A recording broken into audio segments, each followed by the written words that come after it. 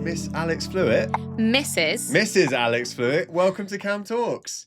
Oh, God, I miss being a miss. Oh, well, you're a real missus now. I know. Alex, it's been 5 years since we first did this together. Hello, my darling. Hello. You were in my bedroom 5 years ago in a warehouse in North London, and now you're in my bedroom in my parents' house in Alderney. Can you please rephrase that? Does that feel like we've gone backwards? No, I mean, to be honest with you, it's just strange, isn't it? I mean, the fact that I can even have a studio in my bedroom, and you've been to both of my I have my been in your places. bedroom twice, internationally. Well, you see, I started this podcast before the pandemic, and then obviously that big COVID turned out to be just world stopping. Wasn't that such... It feels like some sort of crazy fever dream now. I can't even remember what we did. I tried surviving in the warehouse, and this is a very creative place where, like, when the world was good, it was like parties and artists and everyone was just coming together. The moment the pandemic hit, it was like Lord of the Flies. It's like 20 people all trying to decide. Were you all stuck in there We together? were all stuck in the warehouse, and the problem is, of course, like, some people are more sensitive than others, and so some people didn't want anyone to visit us, and other people were like, "Oh, we can have our boyfriends and girlfriends." And what time are you going out tonight? And who are you seeing? And are you wearing a mask? Yeah. Oh, God, At one point, someone tried to barricade the doors because they were like, "I think we should, like, enforce the fact that no one's allowed in and out." So I ended up making a video about it, and that went onto the BBC News, right? And then the BBC sent these journalists to come interview us in like a warehouse, always like very liberal people, and they got chased out. It was like, "Get out of here, you fascists!" Yeah, like, well, "Oh." the BBC. So I very quickly escaped to Alderney during that period, and obviously we had a much better time of it here. Wasn't it amazing? I mean, it feels indecent to actually say that, but wasn't it quite, for Alderney, quite an exceptional time? I had a great time. When we were in the bubble that was a place that didn't have COVID, that protected themselves. Yeah. What did you get up to? What was your little COVID hobbies? Did you do Well, anything? obviously, the last time we sat down like this, obviously I have seen you in the quite a last lot, 5 yeah. years. But the last time we sat down like this, I was just starting my degree in London. So I'd come home for Easter, for the Easter break. And I remember being on the train down from Clapham down to Southampton, and people were opening the train doors with their elbows. And I was thinking, ooh, people are taking this flu thing a bit seriously. And I got on the plane and I poodled home for Easter holidays. And I was like, oh, I'll be back to London in 3 weeks. And I didn't go back for a year. So that's disrupted your degree. So I did, well, it was a year and a half. I did like three quarters of the first year of my degree. And then I did a year and a quarter of my degree online at home. Oh, no. And as a vocalist, as a music performer, suddenly you're singing into a camera. Exams were done on camera, on Zoom. And it's a performance degree. It's a music degree. How are you supposed to do that? It was kind of brilliant for me. Although I was sad to leave London and I loved being in London, for the whole of my second year and a quarter of my first year, I learned how to create my own home studio. I learned how to record online. I learned a whole new skill set that I would never have had the opportunity to do had I been doing that full-time performance degree. Wow. Honestly, like, abundance just Did comes to they you. still take the money in the same way? I'm afraid they did. That's crazy. But I wasn't regarded as an international student. So it meant... We are pretty international here, aren't we? Well, but it meant that I was paying the standard fee. I wasn't paying through the nose. Why did you do a music degree? Because you're already a musician. You've already performed many, many times. You must have been probably one of the most experienced people on your I'm course. 41, Cam. Don't make me senior. I know, but you were like 37, 6 at the time. I was 35, yeah. 35 at the time. So I went to university because I'd never finished my degree. I met Lee when I was 19, and I was just doing a music degree at the time, and I jacked it all in, and I came back to Alderney to be with him. And one day I just said, you know what, I really want to finish my degree. Yeah. And he went, yeah, sure, babe. Yeah. Never thought that I was going to do it. Went to London, did the audition, got in, and he was like, hang on a minute, does this mean you're going? Leaving? So he would come up and visit me every 2 or 3 weeks, and then I'd go home every 2 or 3 weeks. And do you know what? After we'd been together quite a long time by that point, we'd been together 15 years. I mean, we've been together 21 years now. And so we missed each other, and it was really pleasant. It Oh, was great. this was BIM, right? This was BIM, BIM. yeah, What does in that stand London, for? the British Institute of Modern Music. Wow. And so this is regarded as probably one of the most exclusive music schools in the country. Is that I right? wouldn't say that. No? No, No? everyone goes there. George Ezra. Yeah, All sorts exactly. of Do you know what I people mean? are Yeah, discovered but there. that's what I mean. It's It's quite a fan. prolific. It's very prolific. It's a fantastic. It's a fantastic. What do I mean? It's a fantastic space to be You had a in. good opportunity. I was very, very lucky. Also, I was a mature student. What do you mean I only have to go in for 2 hours lecture today? What do you mean nobody's come in to sing today and I'm the only singer for 3 hours with brilliant, brilliant musicians and mentors? People like Ian Mackenzie, who's like basically Mr. Ronnie Scott's. I would go in and none of the kids would be like, oh, I haven't learned that one. I'm not coming in today. Or I've gone to see a gig. I'm hungover. I'd get 3 hours That's amazing, private isn't it? Yeah. tuition. Do you know, I had the same thing. So I went to film school. So I did 2 degrees. Very highly educated, care enough Easy. right now. But so my second degree was a film degree, and I was probably about 26. But then I rolled in, and all these 18-year-old kids were just like didn't want to do it. No, and they I just was thought, like, oh, going to films. yeah, and I was like, first day set up a production company, second day make a film, third day start an advertising thing. And like it's amazing when you do go. I think maybe this is why, like, the whole gap year thing. I think gap year needs to come back. I think kids I need to did a go gap off. year. You did? I did. Where was your gap year? In Alderney. Oh, no way. Well, that's not a gap year. Well, is it? my dad had died. When I was 17, I was just doing my AS levels, so first year of A levels, and my dad passed away very unexpectedly, very Oh, suddenly. damn. Yeah, and it sent me into a bit of a spiral, and I got through my A levels. I did okay considering. I did my second year, I finished up, I did my A levels in Guernsey at the grammar school, and then I took this gap year, and then I got into a university in Cardiff where I did that through clearing. And I didn't really want to go. And even then, even at 19, nearly 20, I still didn't really know what I wanted to do. I think people should go to university when they're in their 30s. You appreciate it more. Let me tell you, it's a damn sight easier than going to work every day. It's a lot more fun. It's a true. lot more fun. Yeah. And I think me going to university and doing that degree was the best thing that I could have possibly done, because it made me appreciate how I want to work, who I want to be as a person, how I want to deal with life, that I definitely want to only work for myself, that I definitely I don't want to be, I'm not a mainstream person. I want to be creative. I want to work in creative industries. I want to work for myself. It also taught me a lot of amazing It's things. almost like you went there with a load of questions, because you've already lived your Well, for me adult also, life. yeah. And also for me, it was validation.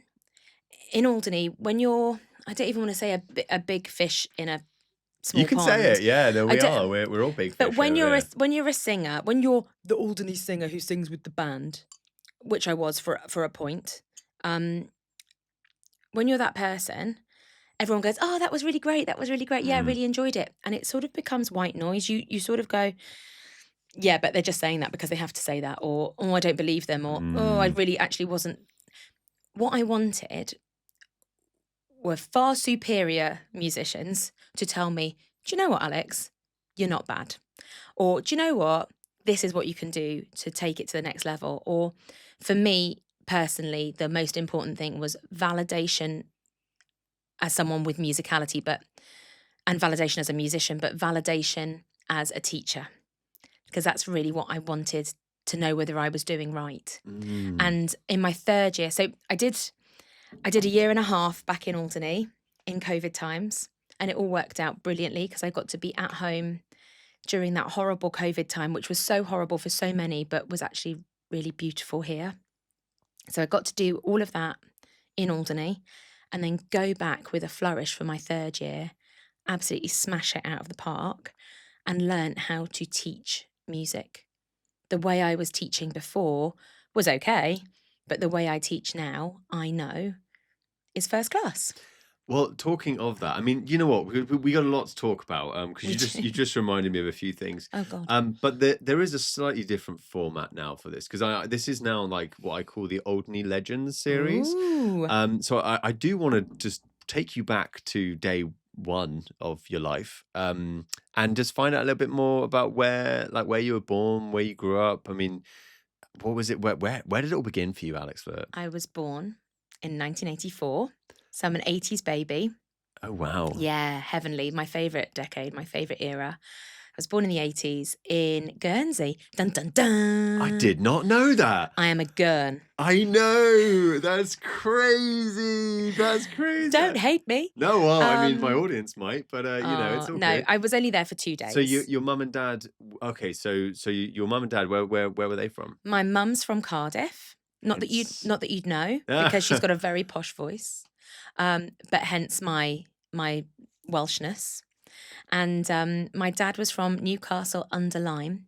He was a jockey back in the day. Wow. Yeah, Hence your height. which is why I'm so short. Which is why I'm That's so brilliant. small. Yeah, he was a jockey, and my mother, she trained to become a pharmacist. And when she was a child, her aunt and uncle, so my great uncle Brian, my mum's uncle, he was offered a job in Alderney. He thought it was in Scotland. Of course. So he got on a plane thinking he was going north to Scotland, and he ended up south in Alderney to work for AEL. Wow. So he came to work for Alderney Electricity, and then they lived out at Chateau Le Toc in the 60s, and my mum would come out and visit every summer. So she loved Alderney.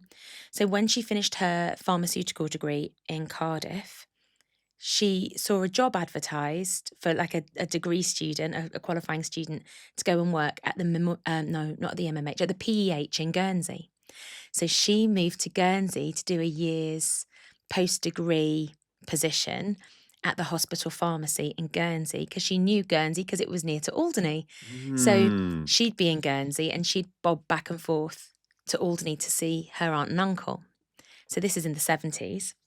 And then my dad, his parents, my grandparents, they retired young and moved to Alderney, I think probably on a tax dodge.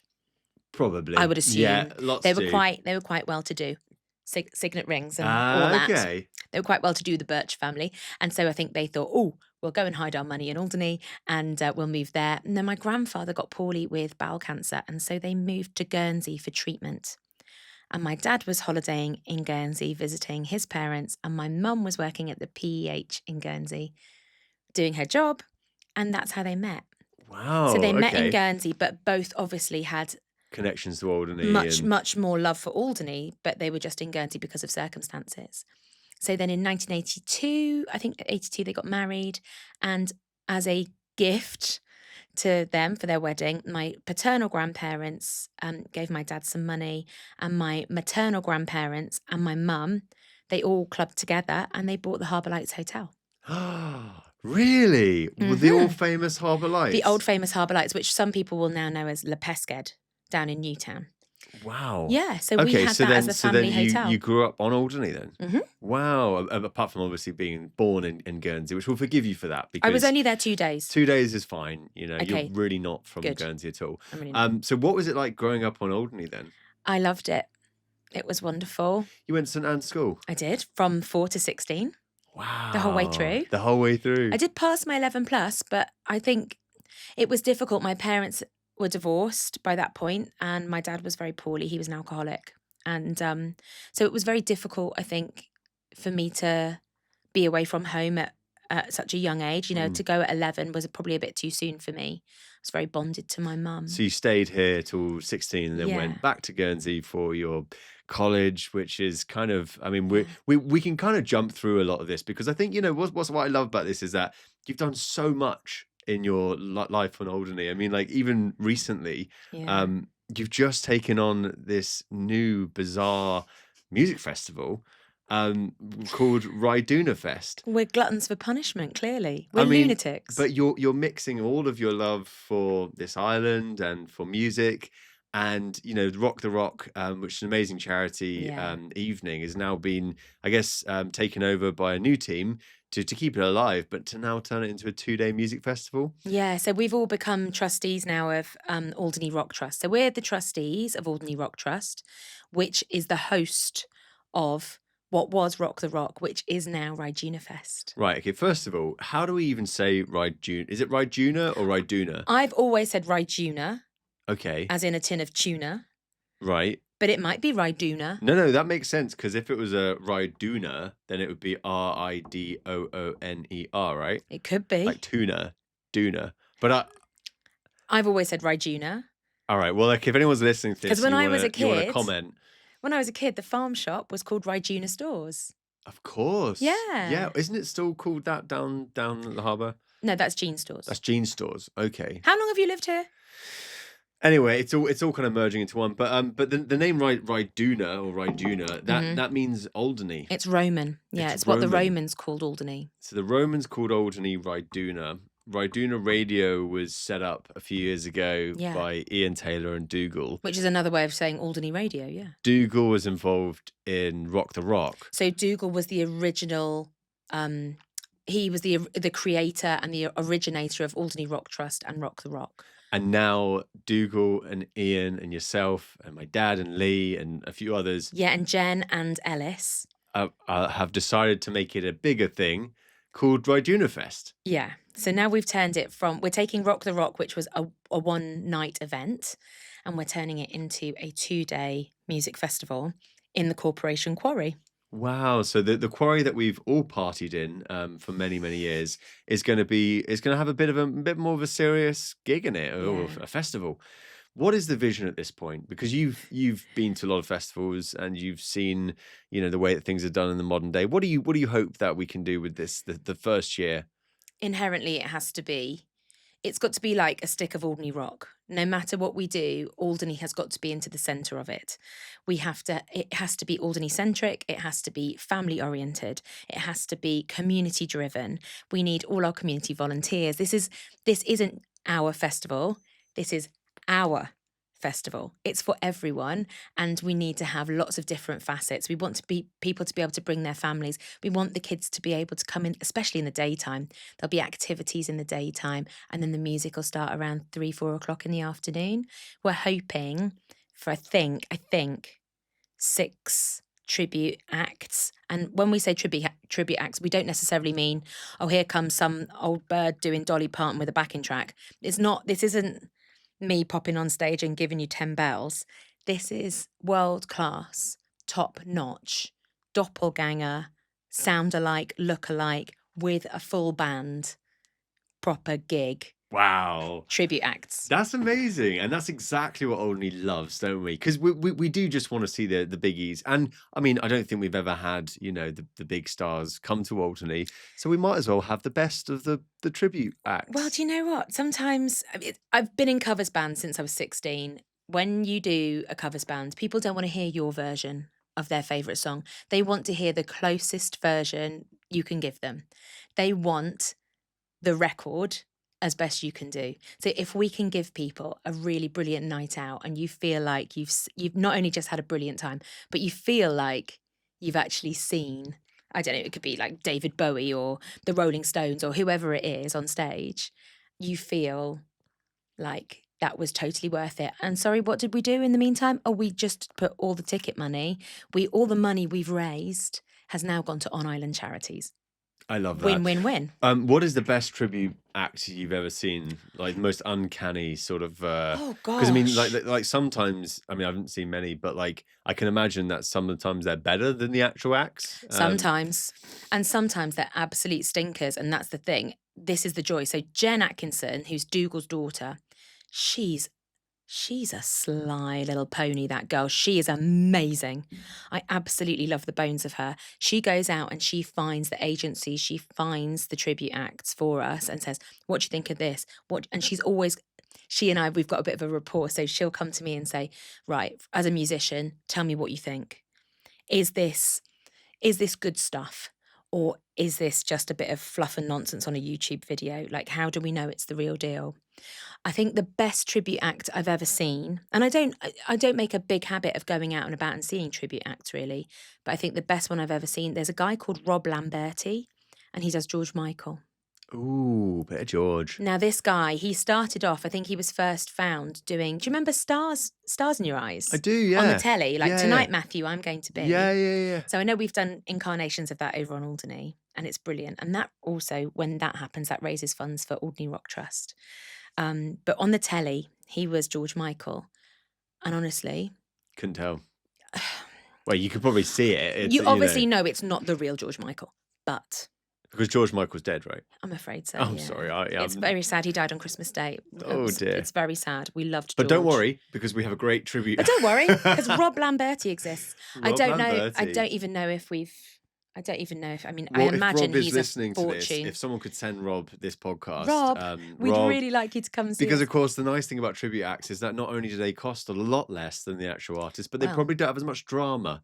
They probably don't have to have their, what do they call it, where they're per diems or something, and all of the things that these artists need. Oh yeah. Like I want a bunch of flowers The in my dressing rider. room. The rider, that's it. Oh, I've seen a few riders Have in you my seen time. a few riders? Yeah. We'll just wait till some of these tribute acts are like, I have to tell you, Kiki D, who sadly is not coming, but is coming, but we've had to postpone her a little bit, but she is because coming. the weather, right? Yeah, the weather's a bit too dodgy to bring her in. And Kiki D is who's Kiki D? Kiki D was massive in the 70s. She did a duet with Elton John called "Don't Go Breaking My Heart." Oh my God, yeah, I love that song. But she's done lots of other amazing And she's coming to songs. Alderney. She's coming to Alderney. The real Kiki D, not a tribute. Oh my God, that's amazing. Yeah. Well, but unfortunately, like the weather, it just put a ground. It's not going to happen at this point in September, but in October she'll come. Okay, great. Okay, cool. So we've got a bunch of tribute acts coming.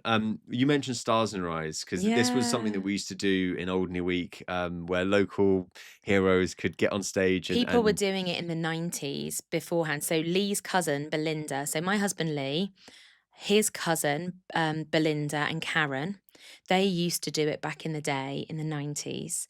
And people would dress up as I remember Gail Gregg was Gloria Estefan. And I was just so mesmerised. And Lee was David Bowie. Is that what made you fall in love with him? I bet he does a tribute to you every night, doesn't he? He never stops singing. I'm usually just going, can you be quiet? Oh. He's at home right now writing the panto. So.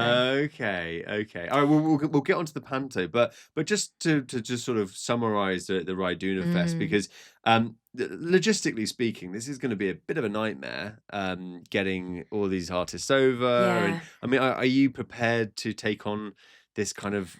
We've got an amazing team. Thankfully, this isn't Jen and Dougal's first rodeo. They have run Rock the Rock before. So now we're doing RidunaFest, which is a slightly larger scale, but we know the ins and outs. We know the logistics. We've got Ellis on board who's working on the sponsorship. Fantastic. No one better. Oh my God, he's just fantastic, isn't he? I just adore that man.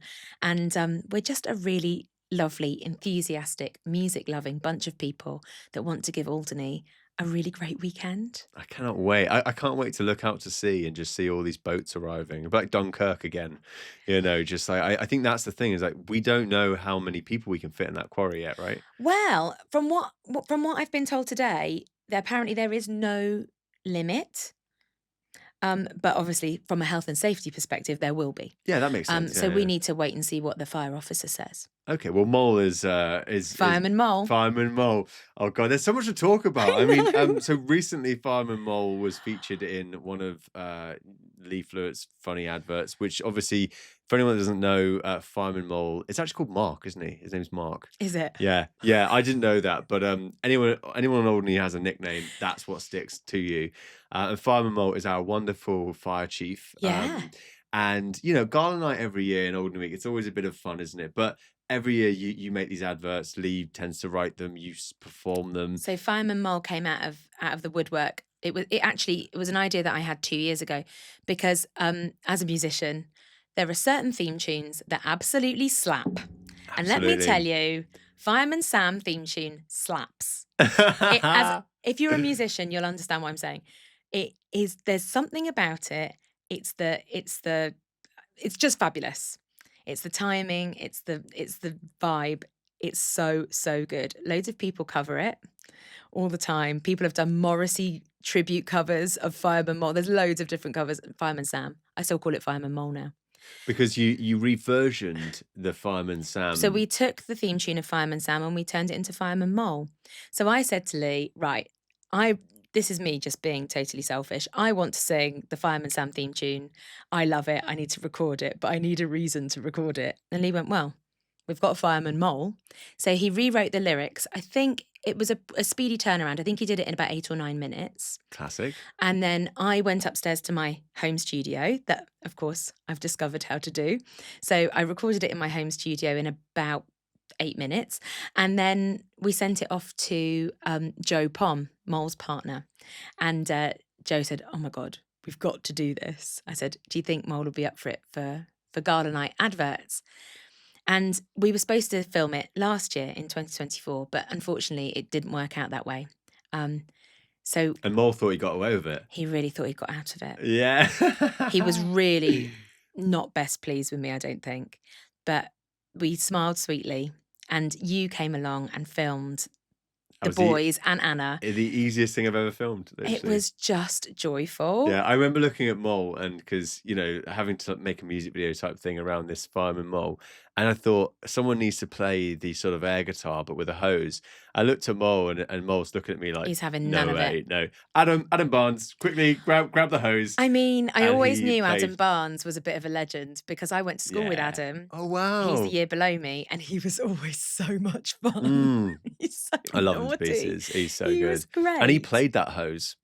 Play that hose. Play that hose. Woo. Fireman Mole. Mole So funny. Is a really nice guy. He is a really nice guy. He is such a nice guy as well, isn't it? And he was a total legend. And we got there, and I said to him, I said, look, your page is not going to go off, is it? You've not pre-timed a fake fire, so you have to disappear in the middle of this. And I was really conscious about getting it filmed really quickly so that he wouldn't just say, right, Alex, I've had enough of this. I'm off. But they were all just brilliant, and we hands worked down, quickly, favourite. We were speedy. I think it must have been done within an hour. It's my favourite advert we've ever done.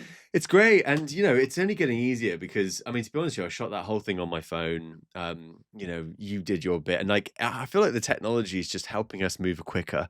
So I can't wait to make next year's adverts. Hopefully, not a week before Gala Night, because I think we're always, every year we're like, oh, we need adverts, and it's always a week before Gala.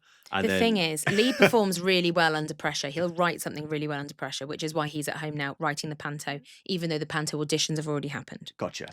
Please hurry up, Lee. Ronnie is, we'll wing it on the day. You know, that's your dad's modus operandi, which I adore, but I am little Miss Organised, so I need to have planned it all 8 months in advance.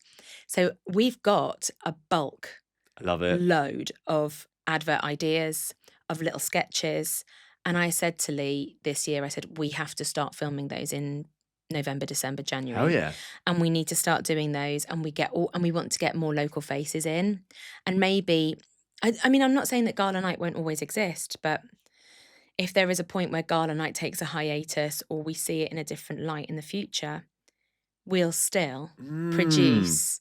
There'll still be a YouTube video that goes out with the adverts on. I love that. So there'll always be a bit because of... I mean, Gala Night has always been a thing, right, for both of us growing up. And I was 6, my first Gala Night. 6 years old. I think this is part of the confidence building that you can get on Alderney. I mean, people like ourselves are genuinely fucking nuts because you're thrown onto a stage, you know, with all these mad people who are trying to, you know, reenact Titanic or doing Ozzy Osbourne or whatever it is. And Ozzy.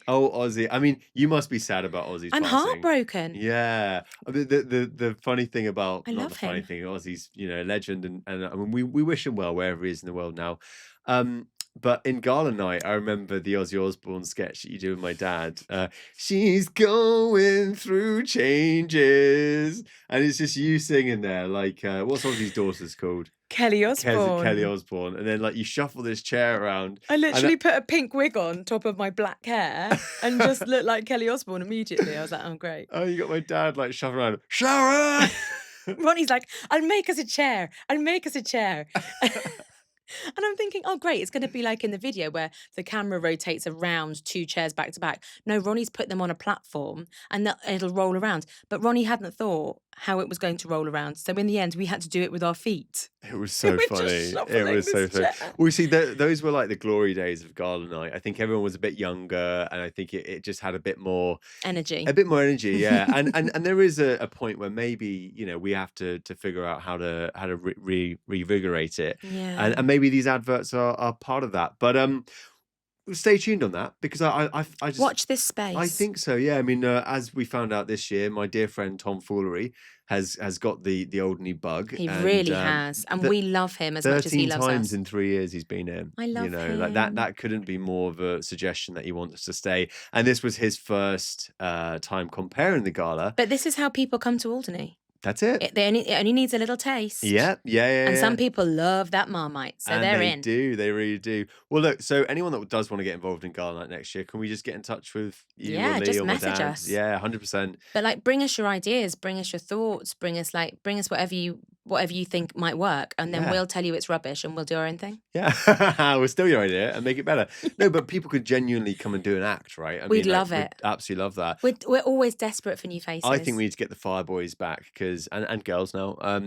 We had the Full Monty 1 year. Do you remember that? Well, lest we forget that this is not Mole's first foray into amateur dramatics. Hell no, Because Fireman when Mole. I was 17 or 18, we did this is Angela Stanley. This is the power of Angela Stanley, you see. She's an incredible, you should get her in here. She's an She's coming incredible up human soon, being. yeah. So Angela Stanley, queen of choreography, she got us four regular girls. So it was me, Laura Roberts, who is now Laura Covine, Rebecca Malloy, who's now Rebecca Gavay, and Kelly Main, who's now Kelly. Did Kelly keep her surname? I can't remember. But we're all married and old now. But when we were young and beautiful, we did the can-can. And halfway through the can-can, us four beautiful girls turned into four big burly men. Oh, wow. Including Mole in the full can-can dress and makeup and false eyelashes. Oh my God. Was this Gala? Honestly, no, it wasn't Gala. It was an event down at down on the Buttes. It must have been Millennium. I think it was a Millennium event, or it might have been the French twinning or something like that. Yeah. It was a big event. Did we film this? I hope it's I filmed. hope so. I haven't seen that We footage. need to and I've find got it. It most was of the around footage. 99, 2000, around then. Can Mole. Can Mole. Oh my God. And he was the most, I've never seen such a beautiful man in makeup. He's a good-looking guy. Yeah, actually, I've seen some photos recently of him when he first started the fire brigade. The old fire brigade in Alderney, by the way, used to look like 1800s, New York City, like with the ones pumping things and stuff like that. I think they're quite a big modern, handlebar moustaches. Yeah, they're quite a modern firefighting brigade now.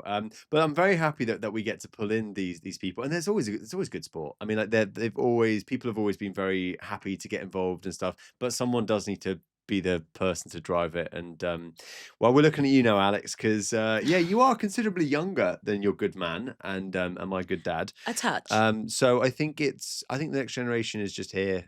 Yeah, before you know it, like you will be like the one having to pass on the reins to someone else. I'll be at the care home trying to choreograph people and make them sing choirs. I cannot wait. Well, I can wait, but shall we wait a little? I think we should wait a little. Don't worry, we have plenty of time. I want to take a very quick break to thank Bell & Co for helping to sponsor this episode. If you're looking for a place to live on Alderney, whether it's renting or buying, go and visit Bell & Co. They have all the information about what's available on Alderney and can also help guide you to some of the best things to do on the island. Go and visit bellandcoalderney.com and find out how you can escape to paradise. Back to the episode. Well, talking, I was going to say talking about old people. Then that's not right, is it? Do you want to talk about my husband? Well, your dear husband. Since he came on the podcast. I think he was actually my first guest. But then I had to bump Bruno up into the position one because it's only fair. He was going for election like the week after, so I thought, well, let's help him out here. But Lee Fluitt has recently had, I guess his brother's been vindicated from the incident with his eye, because so many people have come up to me saying, I thought that Carl Flewitt was the man that threw a rock in Lee's eye. No. And it turned out it was some guy called John Smith. Yeah. Who Lee told me on the podcast. And people literally were like, oh, I thought it was Carl.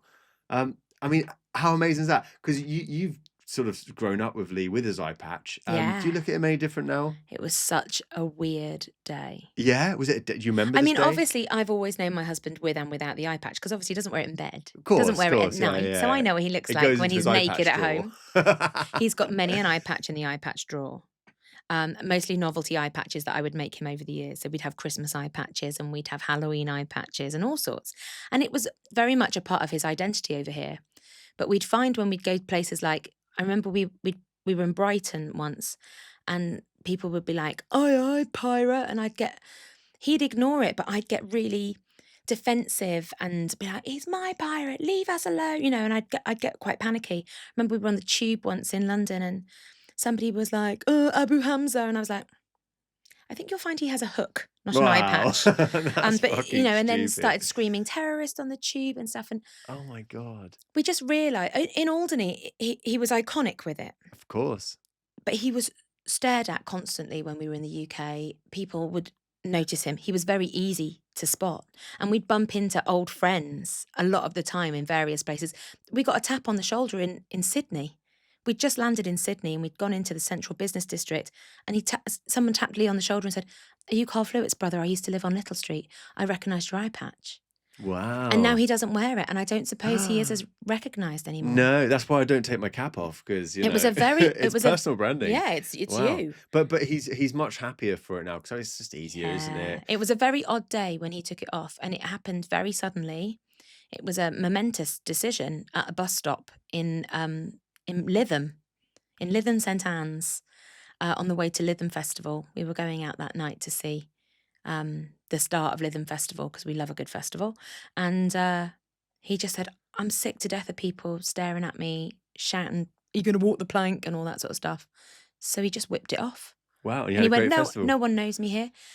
Nobody would think twice about pointing and saying, "All right, peg leg," to somebody who only had one limb. Mm.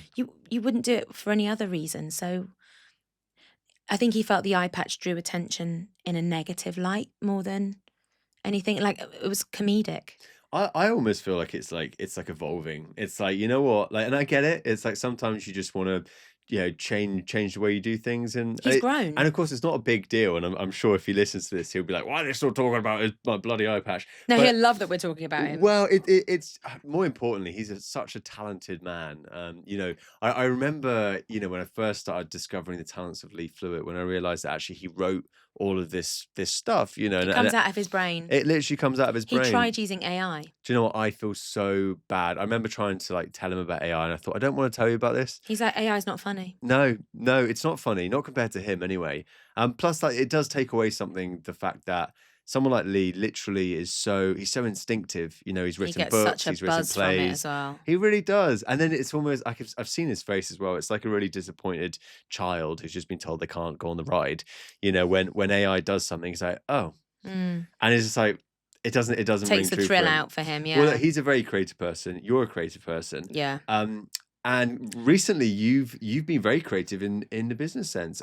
Tell me about Anchors, because how long ago did you take over Anchors, you and Jenny? Okay, so went to London, did a music degree, spent quite a lot of money doing that music degree. Of course, it's not cheap to do a degree. Great piece of paper. A very beautiful first-class piece of paper. And there I am on the South Bank Validation. with my certificate going, "I got a first-class degree. I'm so proud of Now here's myself." the bill.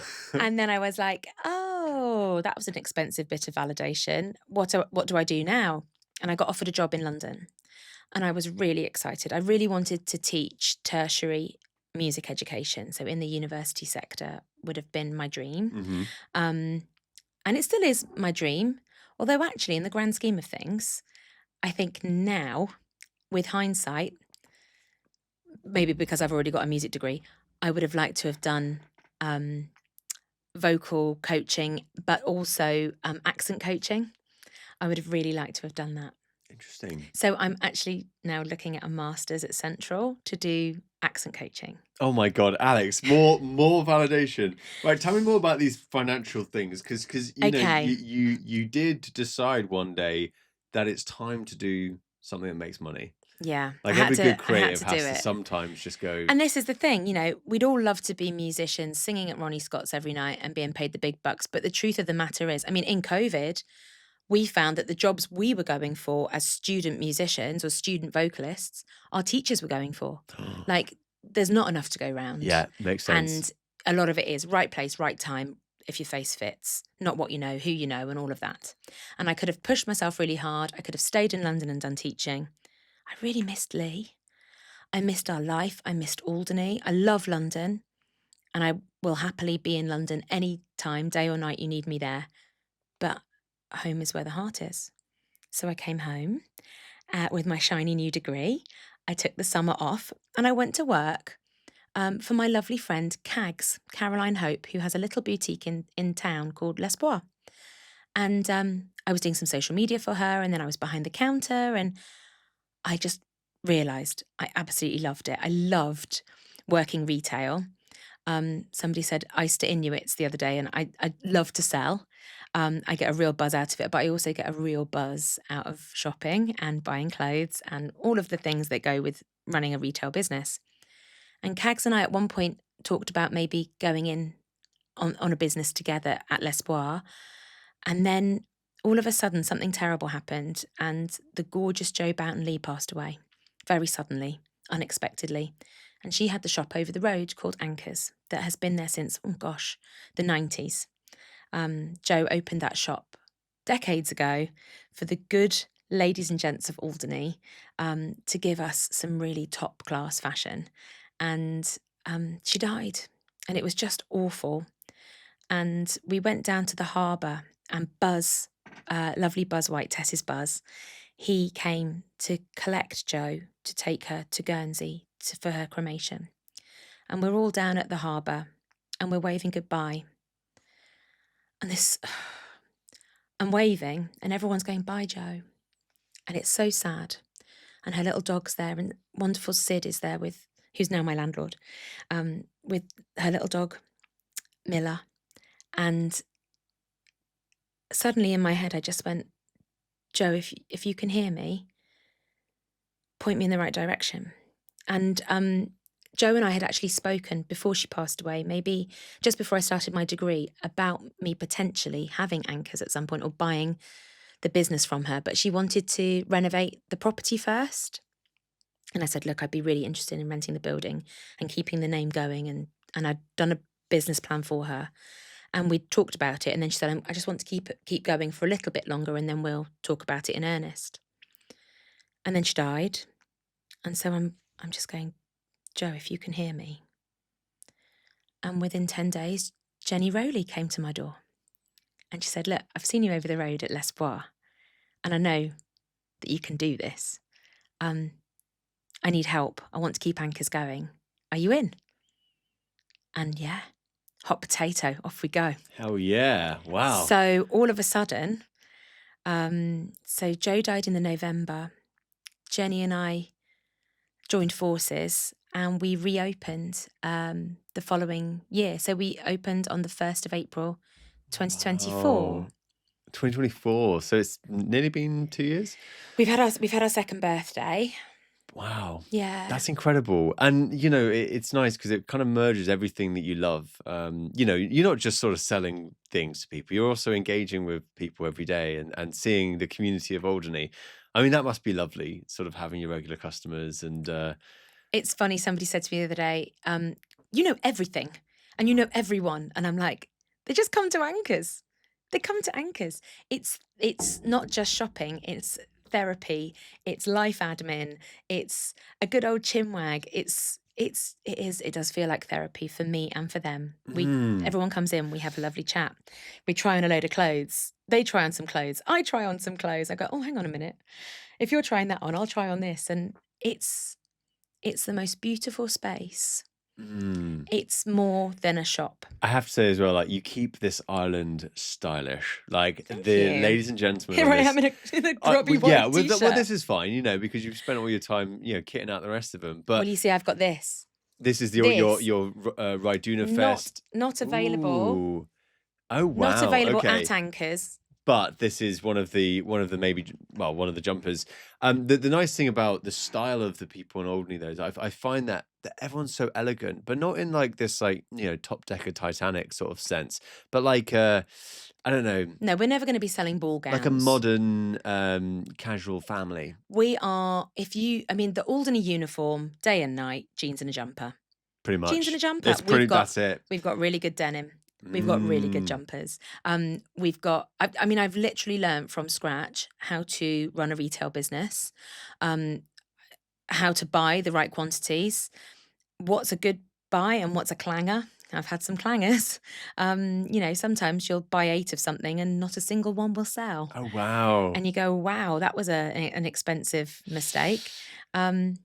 But 9 times out of 10, I think we get it right. Wow. Well, congratulations. Because, and it's also nice because you get to apply your social media experience and your Instagram's popping off. And Yeah. it's just, do you find that a lot of your customers now come online? Are they finding out about I you? don't have an online store, even though I do have an e-commerce website. I haven't gotten around to doing But anything you're about not very that. far away, and in fact, that's I part of post the to Guernsey experience. and Oh, I really? post to Sark a lot and I post to Jersey. So we keep Interesting. it within the Channel Islands. I only post within Yeah. the Channel But of Islands. course, I mean, it's nice because I guess a lot of your customers are surfing online, and then they go, "Oh, okay, I'm gonna go in tomorrow and see Alex Yeah. and People see." come in all the time, and we're also the ticket office for the theatre group production, so people will come in for that.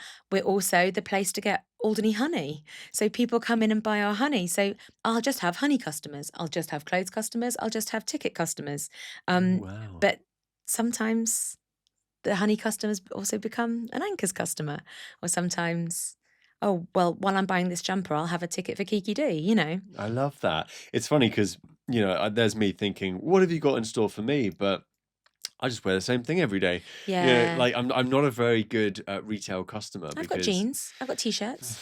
I mean, I'm a man. I mean, I'm not even a man. I'm a boy I who do who have just. menswear. Do you have any caps? I do have You have caps, and caps. actually we're doing Anchors branded stuff now as Okay, well. I'm all about the merch. I'll get you I an Anchors I cap. I love merch. Like merch is because I guess for some people it's just about representing, and I just like. I mean, I wear Alderney jumpers all the time. Sure. These Alderney jumpers, by the way, are like the best. These are the Claudia jumpers. I have lost so many of these to But like. do you know what you're wearing to me? Now, I love Claudia and what she does. It's so much fun. She is such an asset to the island. What an incredible human being.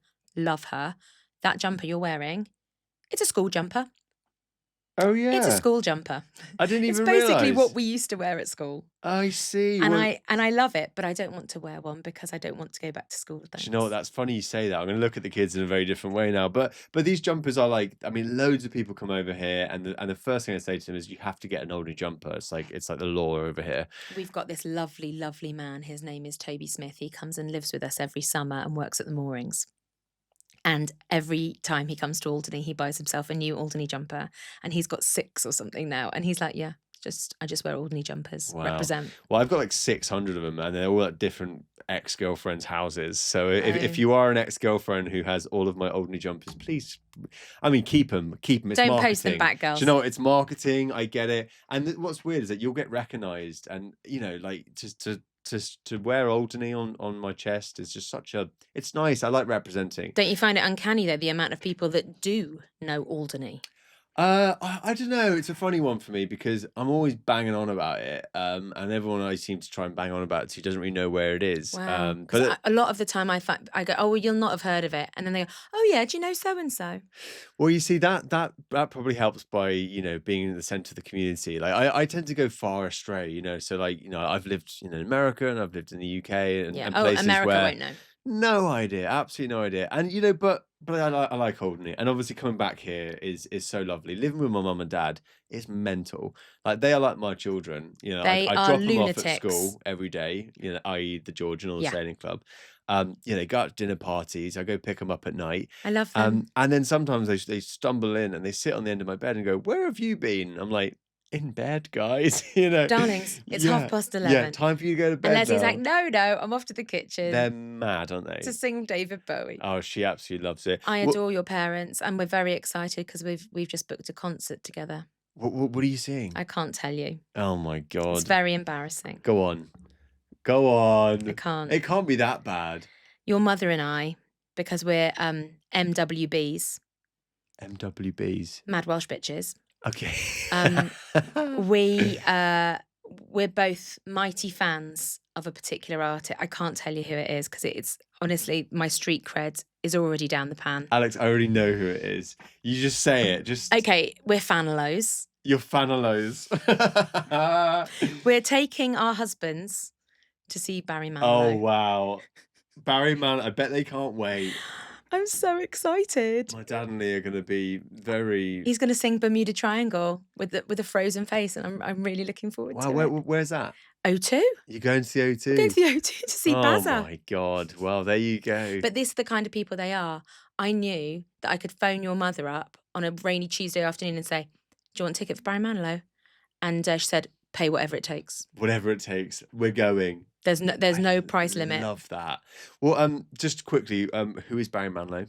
Is Barry this the guy Manilow that is sings? very old. Could what- it be magic? Do you know, could it be magic? How's that Do you go? know, at the Copa Oh yeah, Cabana. yeah. Okay. And could it be magic? Spirits move me every time I'm near you. No. No, okay, right, okay. We're going to get your mother to educate you on who Barry Does he Manilow sing? is. I'm in the mood for love. No, Okay. Okay. No, I'm never going to get this guy. darling, but- you're far too young. Darling, I'm far too young to know Yeah, who but Barry you're Manilow a is. music head. Like you, I love Do they everything. call them music files? Is it something or like Yeah, a I'm like a an musician-ophile. audio file? Yes. Yeah. I'm all of the above. I love Okay. everything. I'm going to see like 9 different concerts next year, and from Barry Manilow to David Byrne, I'll take anything. Wow. Talking of obviously, I mean, we're always going to go back to RidunaFest, but are we going to be in store for like a David Bowie tribute act, or is that too high a bar? I did ask Jen if there was a decent one out there, so I think she's on the case for me. That but would be a tough one. no guarantees. Because if they're bad, then we have a problem. This is the thing. I mean, obviously, my number one man on the planet is Sting, and I haven't asked for a Sting tribute because when you love somebody like I love Sting, you don't want to see anybody else but Sting. I appreciate that, and he's still alive. He is very much He's alive. still alive and kicking. I think if we had the real Sting at RidunaFest, I think he's Ooh, probably outside our budget. more than that. I feel like it might just ruin it a bit. I think the whole point is let's make it the best of the best tributes. I think that's a great idea. We're really excited. Well, I'm very excited. I'm sure everyone listening is going to be well excited about this because, yeah, I mean, so this is going to be a week after Alderney Week. Yeah, so Torchlight finishes that weekend and then it's the following weekend. So basically, anyone looking to come to Alderney in August 2026, come for Alderney Week, stay an extra week. Yeah. Find somewhere to stay. A sofa, a couch, doesn't a tent, matter. a nice posh hotel room. Oh, I all of love the above. that. That's so exciting. So that's going to be keeping you busy over the next few months. You got Anchors as well, which is keeping you very busy. Anchors is keeping me mega busy, double busy. You got a new season in. Yeah, so winter we've season. just gone into autumn winter, so everything's changed over. I am now off to London in 2 days' time to buy late summer 2026, start of autumn 2026. Hold on, how are you supposed to know what is going to be cool next summer? Well, I don't know. That's what they show me. They show me Oh. what's cool, and So they you go they to show like me the the colour sellers palettes. and Yeah, so we have agencies that we go to in London who are brilliant, and they might stock 5 or 6 different brands that I stock, and then you go into a massive warehouse full of rails, and it's like supermarket sweep. I bet you love that, don't you? I'm You not just terrible run at it. you Run know? around picking up stuff. But do you ever find, I mean, because like trends are obviously started by something. Is what is the trend today in fashion? How would you describe It's it? mostly colours. We're definitely back in the 90s. So we've gone back to the 70s, but we've also gone into that 90s grunge era now. So it's very much Yeah, like, it's like Nirvana. yeah, and also like big wide leg jeans. Everything's wide, wide, wide. No more skinny jeans. Skinny jeans are out. I'm sorry. I wear skinny jeans. They've got to go, Camp. We've got to Okay. get you some big wide I did make the jeans. vital mistake of buying boyfriend jeans online because Oh. I was a boyfriend at the time, and I thought, oh, They're that- not for boyfriends to wear. They're for girls to that's wear. what I figured out once I put them on, and the arse was so big. I was like, this is not my size. No. Yeah. Okay. So so 90s are back. You're gonna go and I'm going to go and buy summer for next for year. next year's I'll tell you style. what's coming. I mean, I've already seen a lot of what's coming next year and the colour palettes, but I'm not going to divulge that information. Okay, you'd have to kill me, or Well, potentially, it feels like we're giving away the goods too soon. It's No, that makes sense. this autumn winter. It's very much about the navy and the caramel. That is the vibe. Ah. So there's a neutral palette of navies and caramels, and then there's a much more vibrant plum. Chartreuse is big, which is like a limey green. Wow, this is gonna A look like the yellowy cover of the green. Alderney Journal. It's like every year we're just gonna have a different color. Autumn, winter, Alderney Journal colours. Oh, but I love that though, and that's the nice thing. If you're a creative person and you're stylish, I mean, there's no one better on this island to be kitting out the ladies and gentlemen of Thank this you. island. Honestly, I mean it. It makes my heart happy every day. I walk into that shop. You're going to think well, you already know I'm a lunatic. I walk into that shop and I say, "Hello, my little shop," and I pat the desk, and Joe is definitely there with me. I have no doubt about it. Last Sunday, I changed everything over from summer to autumn, and it took me about 6 hours to completely gut the shop of anything left from summer, de-summer it, put all the new autumn colours in, the new autumn clothes, the new autumn foliage, it's all the additional bits that make Mm. it. The passion and the love I have for that shop outweighs me wanting to do any singing. Well, we love that.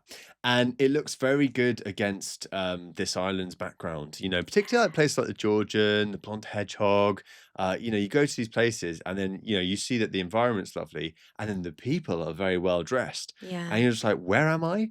And it's not like Mayfair or like No. Jersey. It's like it's Alderney. Yeah, I it's a bit would say, special. having been to Guernsey many times, they need an anchors in Do you Guernsey. know what? You're not the first person to say that, and you're not the first person, there's a lot of people in Guernsey that have asked me about that, and I do have ambition and I do have some plans afoot. Mm. However, they start with Alderney. So my next big mission is to start Anchors Home. So to do a homewares space for Oh, Anchors. great. Yeah. Wow. That will go down very well. But we're dipping toes into water at the moment, so we're seeing Yeah. what comes next. The nice thing about Olney, though, is that because you're always going to be here, it means that these kind of like missions, these crusades, these things that you go on, It has like longevity. it has so much longevity. Like everything falls apart, right? Entropy is such a thing, like that's why companies fail all the time, Yeah. whatever. But like this island it's not going to go anywhere. The fire in my belly for Anchors will never, ever Woo! go out. I love that. Love it every day. Oh I my go in, God. I say hello to my shop, I touch the walls, I have a chat with Jo. She Aw. literally, She would I be know. proud. Do you think? Yeah, 100%. Yeah, I of really course. hope so. No, absolutely. And even if she's not listening, I mean, like genuinely, I'm proud, and I think everyone is proud just love to walk it. past it and I and love see what you're it. doing. And you know what? It's a wonderful shop. It's in the heart of Victoria Street. It's beautiful to look at. You It did works well. a renovation job on it recently? I did an internal repaint. So since the late 90s, it's been like this funny mint green colour. Uh-oh. It's called water lily or something. I can't remember. It should be called Funny Mint Green Colour. Funny mint green colour. And I just suddenly went, do you know what? I'm going to paint everything off-white and then we'll decide what colour it'll be. And it stayed off-white because it just made the clothes go bang. 100%. The Yeah. clothes all totally popped. And then I found these accessories that went with it. And everything just really... I had a rough couple of years when I first got back from London. And now everything really feels like it's slotted into place. I'm so effing grateful. Well, me fucking too. Yay. Mrs. Flewitt. Okay, so then we've been talking for an hour. So I've got to go for a manicure. I know you've got places to be. Tell me a bit about the theatre group because you've been so involved in the Alderney Theatre Group for many, many years. You did amazing Vicar of Dibley. Why don't you tell me what was Inserts clip of Vicar of Dibley. Yeah, the Vicar of Dibley was the best Alderney theatre production I've ever seen. Probably because it was written by Richard Curtis. by Richard Curtis. Sorry, Lee. But tell me, why did you choose the Vicar of Dibley and you played Dawn French? Let me tell you right now, nothing we do as the theatre group is unintentional. It's purely selfish. Of course it is. It's deeply indulgent. I just wanted to be Dawn French. You were the best Dawn French. You should be a tribute act for bloody Dawn French. How did you play Dawn French? Well, it was quite an interesting situation. We'd been to the One Act Play Festival in Guernsey, and we saw in the back of their One Act Play Festival programme that they were putting on the Vicar of Dibley stage play. And we were like, excuse me? We love the Vicar of Dibley. I know every episode inside and out. I'm a massive French and Saunders fan, have been since I was a kid. What do you mean there's a play? So we met the director of the play while we were at the festival in Guernsey, and she said, oh, I'll send you the contact details. And this is where it gets a bit spooky. So we wrote to the man who adapted the television series for stage. So there's 3 plays which basically chronicle the entire TV series of the Vicar of Dibley up to the point where Alice and Hugo have a baby, and then the baby is christened in the 3rd stage play. So we contacted him, and it turns out that he knows Sarah Simpkins. I know, it was really odd. And he Wonderful was like, performer. oh, an amazing Yeah. actress who now lives on Alderney. And I was like, okay, that's really weird. And I said, look, we've seen it's on in Guernsey. We'd like to put it on. And he said, yeah, you just have to make a donation to Comic Relief. And then you also make a donation to Richard Curtis, who then gives that to Comic Relief. But yeah, I don't see why you couldn't put it on. You have to pretty much stick to the script. And the script is pretty much word for word what happens on the telly. So we got the script. And Rosie and I decided that we would do a couple of little vignettes in Gala Night last summer.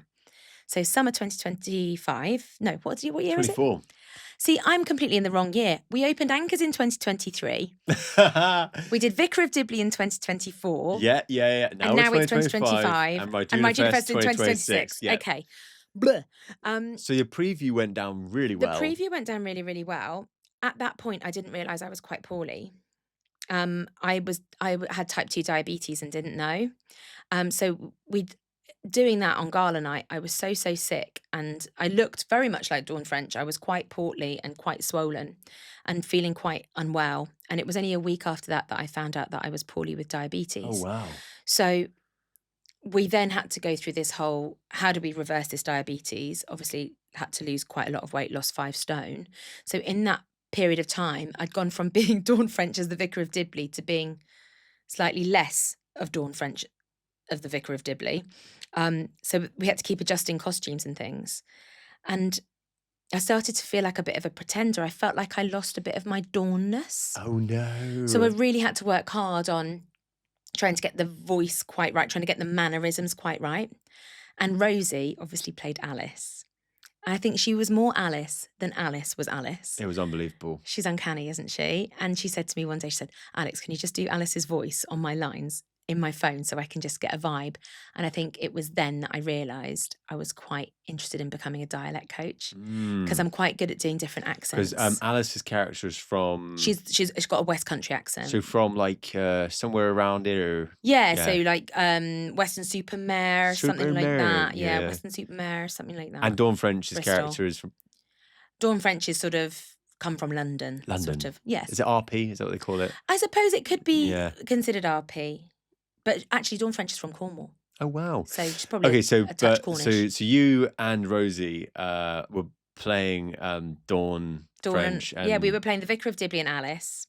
And it then evolved into, let's get the script and let's see if we can find other people on Alderney that could fill the part. And it's a little bit background to tribute acts, because we were doing an impersonation of those well-loved TV characters.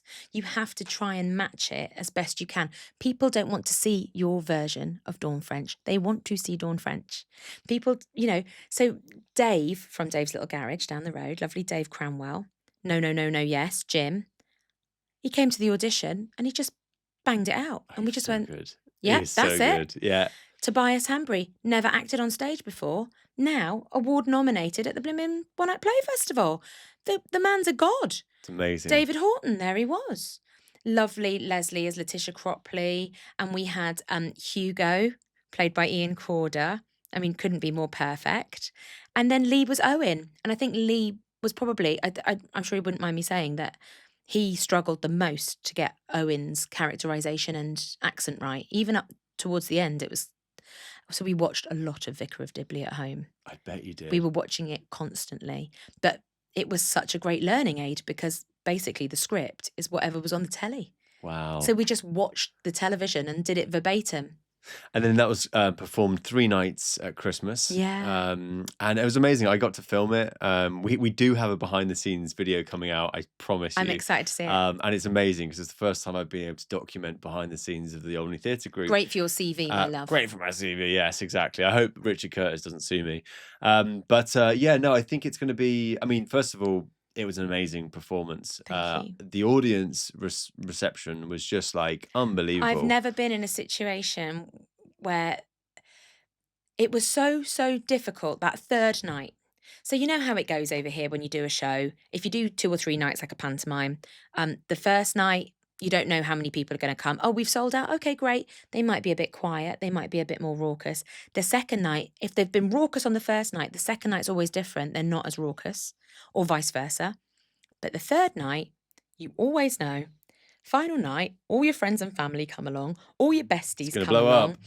And they come because they know there's a party afterwards. That's the only reason they come. Yeah, They it's come because they true. want the disco. Yeah. But they come for the party afterwards, but they always come to support you on the final night because they know there'll be a skinful and it's going to be the best. The buzz is outrageous. Yeah. The last big We are on crack. stage cracking these lines out, and the audience are laughing so much and so loudly and so uncontrollably that we're having to just pause on stage for seconds and seconds and seconds until they stop.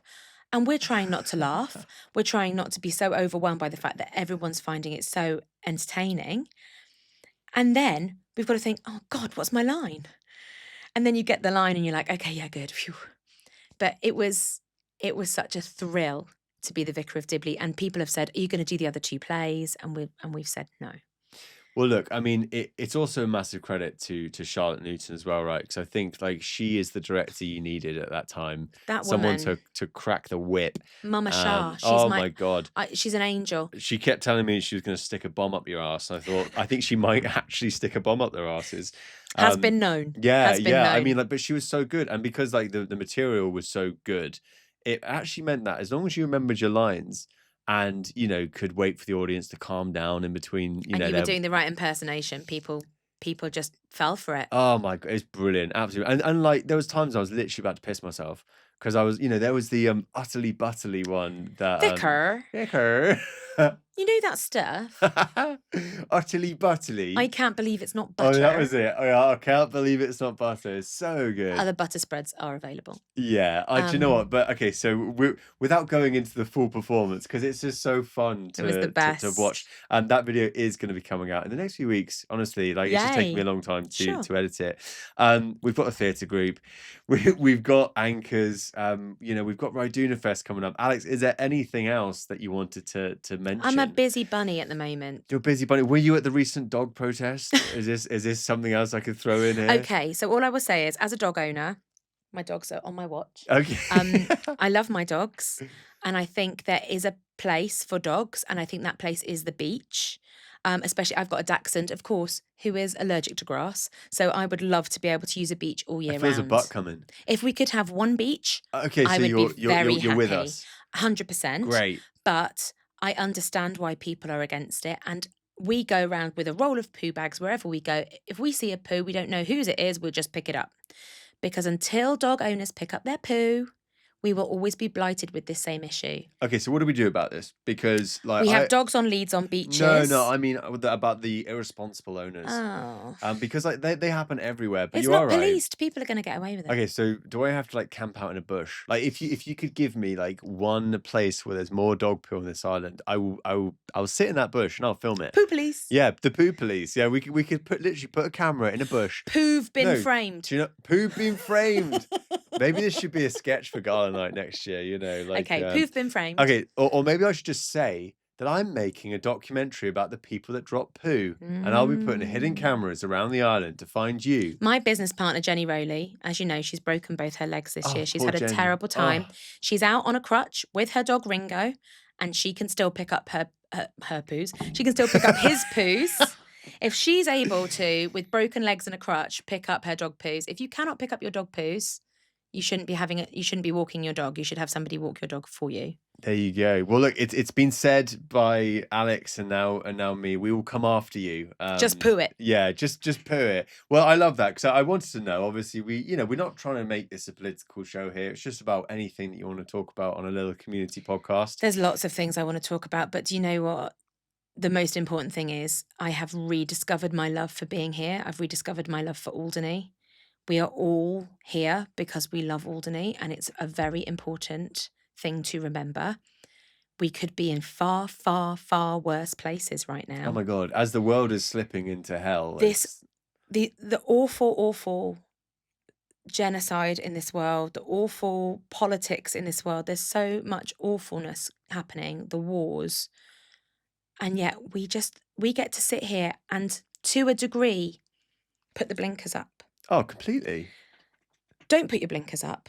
Please, please make an effort to say more, to do more, to be a better world citizen, but appreciate every damn day you Mm. have on this amazing island, on this amazingly strange little planet, because wow, aren't we lucky?